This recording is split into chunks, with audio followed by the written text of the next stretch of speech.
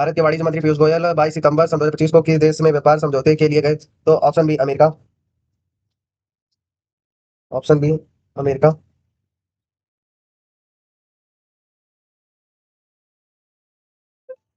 Option B America. Bharat Bharat और Canada ने रिश्ते सुधारने के लिए किस विषय पर फोकस किया? तो आतंकवाद विरोधी सहयोग, आतंकवाद विरोधी सहयोग।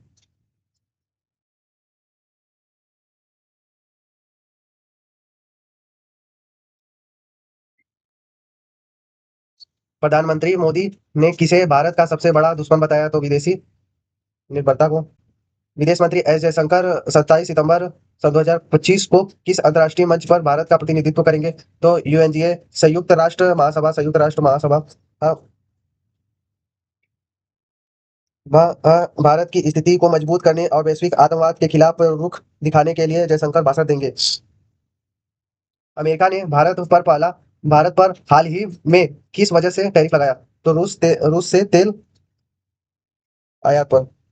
अमेरिका ने रूस से भारत के तेल आयात के कारण टैरिफ लगाया क्योंकि यह अमेरिका की विदेश नीति और आर्थिक दबावों से मेल नहीं खाता। यूपीआईटीएस सन 2025 सम्मेलन किस शहर में आयोजित होगा? तो ग्रेटर नोएडा, ग्रेटर नोएडा में। यूपी में टेक्नोलॉजी और व्यापार विकास पर जोर देने के लिए यह सम्मेलन ग्रेटर नोएडा में आयोजित किया गया। तेलंगाना सरकार किस क्षेत्र में निवेश आकर्षित करने के लिए सम्मेलन कर रही है? तो पर्यटन। तेलंगाना राज्य ने पर्यटन को बढ़ावा देने और देश विदेश निवेश लाने के लिए यह सम्मेलन आयोजित किया। नासिक सन 2024 से 28 कुंभ मेले की तैयारियों के लिए समिति में किन पार्टियों को शामिल किया गया? तो भाजपा, शिवसेना, एनसीपी। पार्टियों को कुंभ मेला का एक बड़ा धार्मिक आयोजन है, इसलिए सभी प्रमुख पार्टियों का समिति में शामिल किया गया। Option number A Bhajpa, Shivsena, NCP. Bharat की ऑस्कर सन 2026 की आधिकारिक एंट्री कौन सी फिल्म बनी? तो the home bound, home bound. Neeraj घेवन की फिल्म होम बाउंड को ऑस्कर के लिए आधिकारिक एंट्री के रूप में चुना गया। 21-22 सितंबर 2025 का सूर्य ग्रहण भारत में दिखाई देगा या नहीं? तो बिल्कुल नहीं दिखाई देगा। यह ग्रहण आंशिक था और भारत के क्षेत्र में दिखाई नहीं देगा। ये एक आंशिक था। हाल ही में चर्चा में रहा एनजेटिक एआई किससे संबंधित है? तो आर्टिफिशियल इंटेलिजेंस। एनजेटिक एआई ऐसे सिस्टम है जो स्वतः निर्णय ले सकते हैं और कार्य कर सकते हैं। Intelligence, sorry, intelligence. 130वां संविधान संशोधन विधेयक सन 2025 किससे जुड़ा है? तो ऑप्शन नंबर सी अपराध मामलों में नेताओं की पद से हटने की व्यवस्था। यह विधेयक गंभीर अपराधियों आरोपों में 30 दिन से अधिक हिरासत वाले नेताओं को पद से हटाने का प्रावधान करता है। वर्ग संशोधन अधिनियम सन 2025 के खिलाफ विरोध किस समुदाय से जुड़ा है? तो मुस्लिम। कुछ लोग इसे मुस्लिम धार्मिक संस्थाओं के खिलाफ भेदभाव पूर्ण मानते हैं। गुजरात का कौन सा टोल प्लाजा पहला MLFF barrier free toll system लागू करेगा?